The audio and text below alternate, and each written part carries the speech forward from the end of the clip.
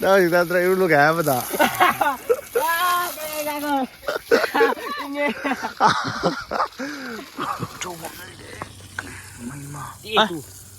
Chết thế gì?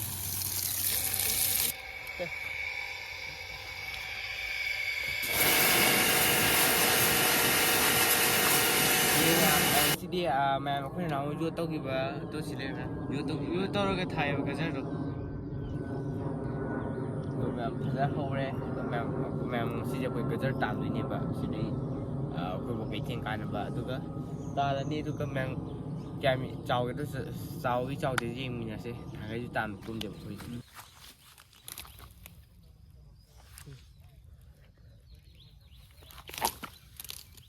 Nó chật lệ.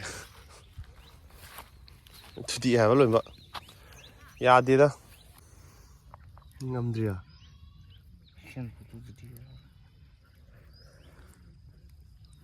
Hey.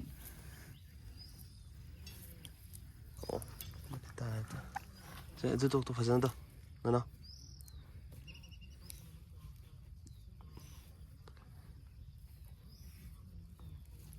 Máy nó tì. Lối khó tốt kì đâu này. Nào.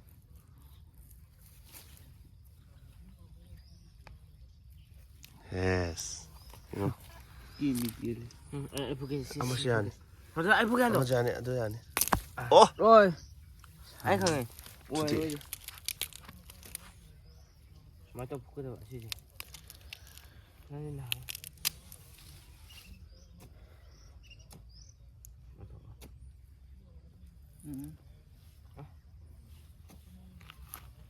Cái sinh chạy được không?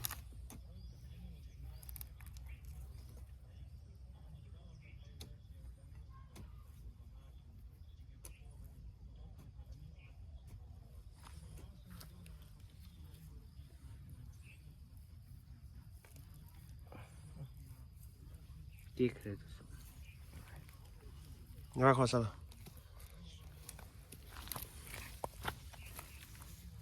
cái sinh chạy được không? rồi khôi cái cái sinh chạy được phụ ya cái đấy nhiều này thôi xài được cái ya được khút này vậy xài rồi phụ này tôi được không?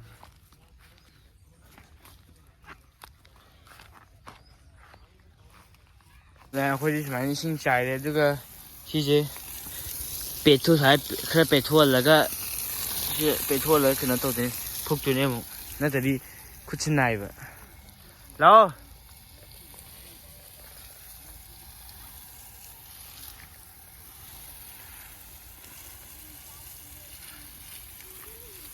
然后我经验的，Đúng ba. 来，走， Đấy. 来把这样不要喂， Kìa. Phải nó phun nó thầm mà cái cặp phô rồi, xin chào. 他们给干啥子了个？ Thật rồi. Mày khỏe từ ra nó tiền không sao thầm mồ. 这个是长筒。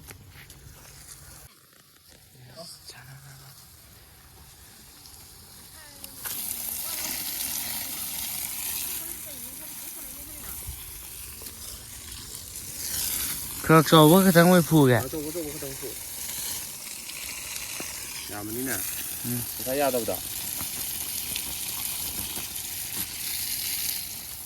thông qua. Châu bóng này để mày mà. Chết thế gì?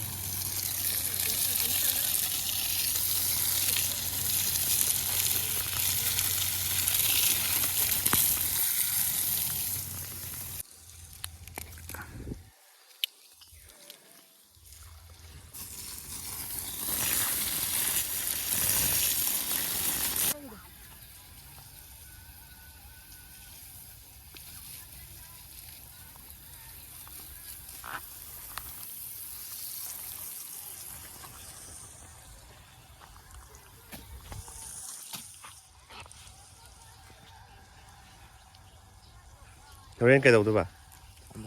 Này khoan xe. Xin tôi giảm thổ phiếu xe. Tạm môi chứ. Quân. Rồi. Này không đăng lên rồi.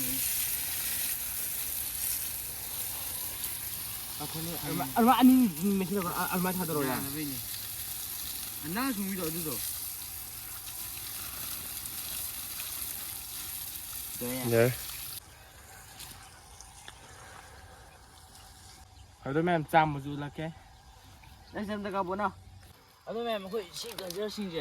Nó này bà, lại bà em nhỏ khơi nhúng cho bukit pada wan này, hồi bukit na cái bukit là cái xin to sang bukit này.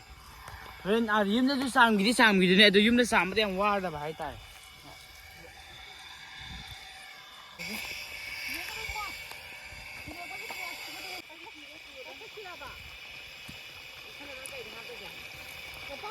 Ở đây mẹ khơi thấy cái gì bukit cái gì thì em sang thổ qua nên lại bà khai cho thổ kia này.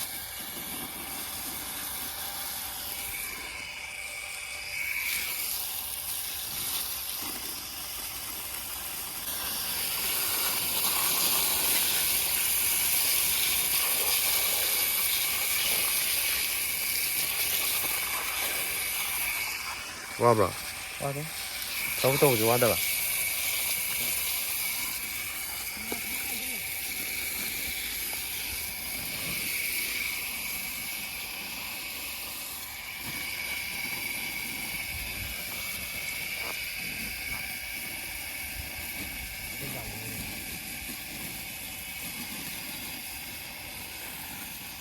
Ya đây.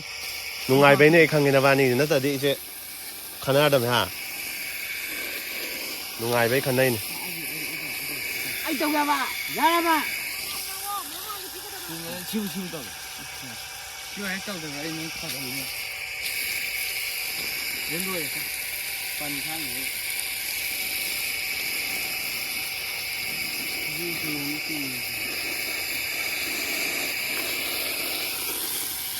나래가 올라가긴 할 거.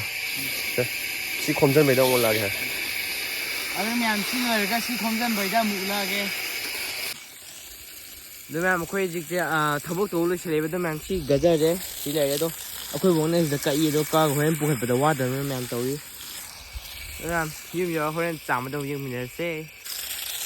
Cái cái mà vun hàng tay vô.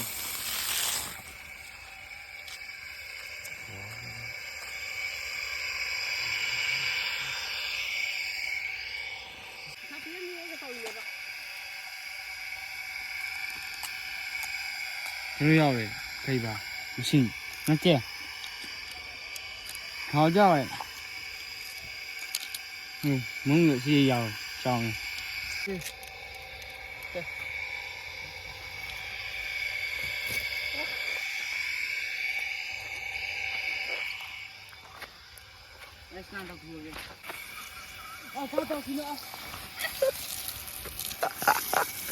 나 일단 드라이브로 가야 보다.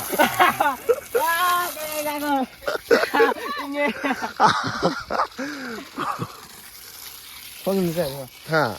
이리로 더 걸어가나. 아, 그까.